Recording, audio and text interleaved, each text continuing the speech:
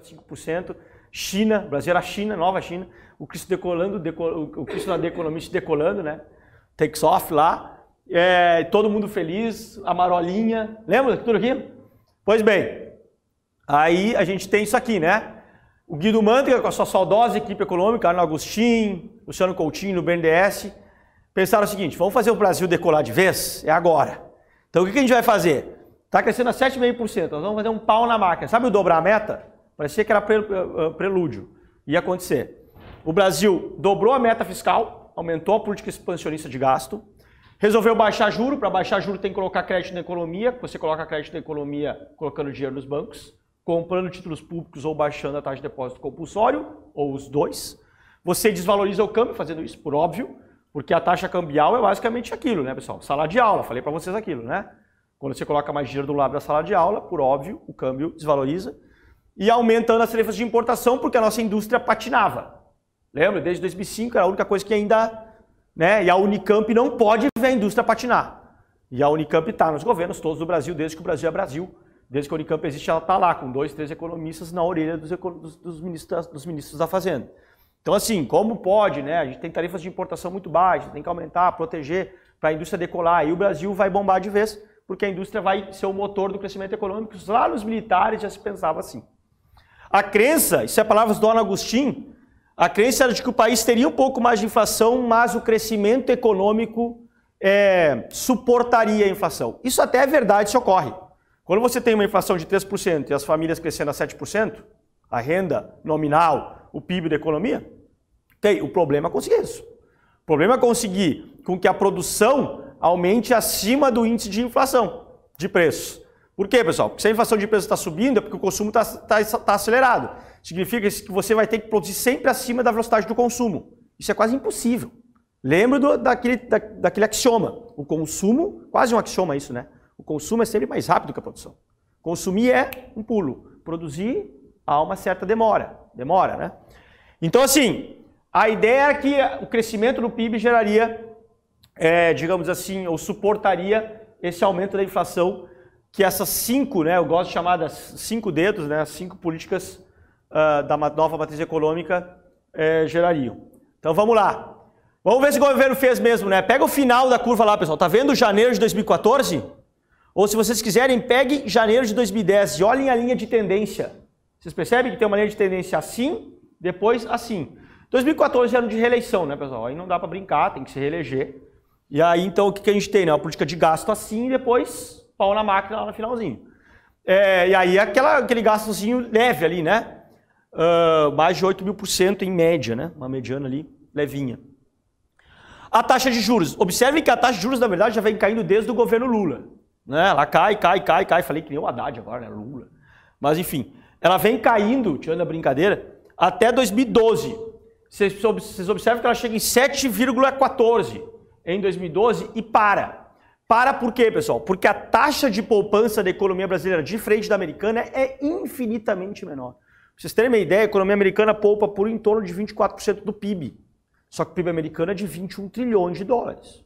Significa dizer que a poupança americana, em termos absolutos, dá algo em torno de, com as contas aqui rápidas, uns 5 trilhões de dólares. Por aí. Vamos jogar por aí.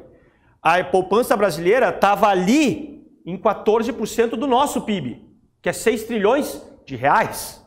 Significa que, trazendo para uma conta rápida aqui, 6 trilhões de reais com 14% do PIB dá por volta de 900 bilhões de reais, que dá por volta de 300 bilhões de dólares. Nunca a gente passa de 20%, é impressionante. 19, 18, agora está em 17,5%. A gente não passa de 20%, é um karma brasileiro. Não consegue fazer a poupança interna subir de 20% do nosso PIB, que já é baixo, né? Já é baixo. Então, é um pouco isso, né? A economia americana tem uma poupança de 6 trilhões de dólares. A nossa de uns 200 bi de dólares. Eu estou fazendo aqui umas aproximações grosseiras, né, pessoal? Me perdoem pelas aproximações. Mas só para a gente ter uma dimensão do volume de poupança das economias, né? Então é claro que quando a gente trouxe para 7,14, essa aqui foi a fatídica época que a Dilma Rousseff veio para a televisão dizer que a energia elétrica ia cair em 18%. Lembram? Nas casas e domicílios. Entrou vários microgerenciamentos da macroeconomia, né? Da microeconomia, perdão, da política setorial do governo Dilma Rousseff, que acabou de vez com a economia como um todo, né? Subsídios para a indústria moveleira. você fazer sofá. Olha, essa indústria moveleira precisa de subsídio para fazer sofá. Lembro que se abriu uma linha de financiamento para mobiliar as casas do Minha Casa Minha Vida? Vocês lembram disso? Você comprava Minha Casa Minha Vida e ia na Caixa, além de conseguir o crédito para Minha Casa Minha Vida, conseguia também uma linha de financiamento para mobiliar, porque, claro, depois você compra e tem que mobiliar. E aquelas caixas de fósforo tem que fazer tudo planejado. Então eu preciso de grana também, não tem governo. O governo lá jogando dinheiro na economia. Então o que acontece? A partir de 2012 os preços começam a subir, o governo já tem que sinalizar com o aumento dos juros, porque senão a inflação explode. Aí você dá uma olhadinha na expansão do crédito, colocou dinheiro na economia, o Brasil tem mais de 50% do crédito via Banco do Brasil e Caixa Econômica Federal, olha a linha vermelha. O que é curioso da linha vermelha, pessoal, é que desde 2002 ela está abaixo da linha azul. A linha azul é os bancos privados, Itaú, Bradesco, Santander, na época HSBC, alguns outros. Observem que em 2014 a linha azul fica mais parcimoniosa, porque já se avizinha a crise. Os bancos não são idiotas, eles notam, os privados. Os comerciais, os estatais, como eles não têm relação de mercado, eles respondem a políticas de governo, pau na máquina. Sobe mesmo. Passa o crédito privado e a gente fica predominantemente baseado em crédito estatal. De novo, leia o Manifesto Comunista do Marx. E observe quanto a gente se aproxima desse negócio. A gente estatiza o crédito no Brasil. A partir de 2014, então, esse negócio chega a volumes alarmantes. Não estou nem entrando com o BNDES na conversa. Só banco privado e Banco do Brasil e Caixa Econômica Federal. Continuando. Câmbio desvalorizado, né? Observe uma coisa que eu gosto muito de fazer uma comparação para explicar o porquê que algumas coisas deram certo e outras coisas deram tão erradas. Observe antes da crise de 2008. Todo mundo está reconhecendo a crise de 2008 ali? É quando o câmbio dá um salto. Todo mundo consegue identificar? Observe o câmbio da economia brasileira, pessoal. O governo Lula, o câmbio cai. A gente chega a um câmbio de 1,55. Rivera era um espetáculo nessa época. Você ia para lá e fazia festa em Rivera. O câmbio chega a 1,55. Isso aqui ajuda muito ao governo Lula a colocar dinheiro na economia, expandir o crédito, baixar os juros, sem gerar inflação. Porque o dólar ele tem um mecanismo de transmissão gigante na economia. O dólar ele vai desde a alimentação do gado, do suíno e do frango, até toda a implementação agrícola e inovação na área, até o calçado, até o algodão. O Brasil é importador líquido de algodão, então se vestir fica mais caro. Combustível, por óbvio, é precificado nisso. Ah, mas eu não tenho carro, ando de ônibus. Mas o ônibus usa combustível para se locomover. Então, por óbvio, até a tarifa de ônibus chega lá na favela, chega no cara mais pobre dos pobres, o dólar alto. O governo Lula consegue segurar a inflação de preço porque inteligentemente ou por sorte, não sei, confesso que não sei, segura o câmbio. O governo Dilma propositalmente faz o câmbio desvalorizar, porque acreditava nessa política industrial, isso vem da Unicamp. Uma coisa bem verdade, pessoal. Aquela linha ali de aumento do câmbio no governo Dilma é uma linha de tendência mundial, tá? Todas as moedas nesse período se desvalorizaram perante ao dólar. Mas o Brasil propositalmente deixa esse negócio andar mesmo, para tentar estimular a indústria nacional. E os exportadores, porque o exportador ama pegar câmbio assim. Apesar de eu achar um erro monetário tremendo, eles amam, né? Continuando. E o Brasil se fechou, né? Que é a última etapa. Ficou entre as economias mais fechadas entre os países da OCDE, o Brasil liderava e ainda lidera. Se os meus dados não estão desatualizados, ainda lidera. Significa dizer que sim, a gente é muito fechado. A gente tomou há cerca de um ano aí uma sanção da OMC por proteger em demasia. O Brasil é um país protegido a troco de muita pouca solução interna. Não consegue fazer soluções internas e mesmo assim se protege. Significa dizer que tem muito pouco capitalismo aqui, né, nesse sentido. Ou seja, pessoal, isso tudo era a tal da nova matriz econômica do governo Dilma Rousseff, né? Colocar dinheiro na economia, baixar os juros propositalmente e fazer gastança. Por que a gente fez uma análise mais macro e não tão setorial, pessoal? Porque a política macroeconômica aqui no Brasil é a mais importante do que na americana. A americana é uma política mais monetária. Lembre-se que boa parte da discricionalidade do gasto fiscal na economia americana vem do Congresso, não vem do Tesouro. Isso é uma salvaguarda que os americanos têm que o Brasil não tem. É o Congresso que define a imensa maioria do orçamento, do gasto do orçamento e da expansão dele. Aqui no Brasil, quem define é o ministro da Fazenda. Significa dizer que se entra um maluco lá, a gente está perdido.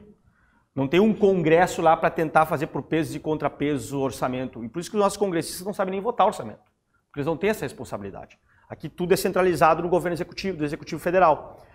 Então, por isso que a análise da economia americana geralmente fica mais no lado monetário. A análise da economia brasileira, você precisa fazer os dois lados, o fiscal e o monetário ao mesmo tempo, porque eles são muito íntimos. Infelizmente, muito íntimos. Esse é um problema. Continuando.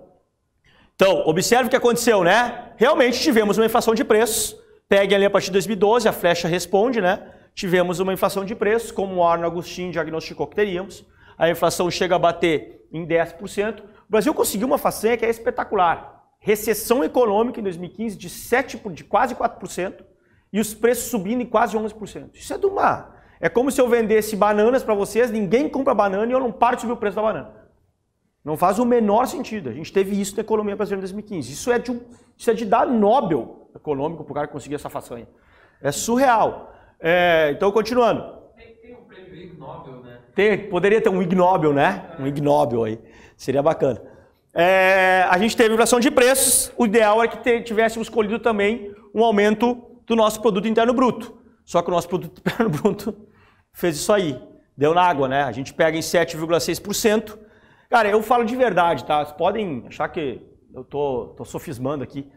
Mas assim, se eu fosse o ministro da Fazenda, dessa equipe econômica aí, ou tivesse a Secretaria de Tesouro, rasgava meu diploma, pedir desculpa para a nação, dizia, ó, eu achei que eu sabia, sei nada, peço desculpas, arrepentei com vocês. E se eu fosse presidente da República e tivesse um mínimo de compromisso com a minha cabeça, não dormiria por uns 2 anos bem. Porque isso aqui arrebenta com uma nação, ainda mais um país de renda média, né? Tem baixa capacidade de produzir.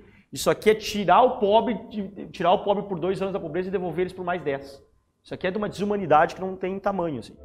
Se você gostou desse vídeo, mais uma vez, curta, se inscreva no canal e principalmente entre no brasilparalelo.com.br, assine e tenha acesso às aulas completas, se torne membro e faça parte da mudança e até breve.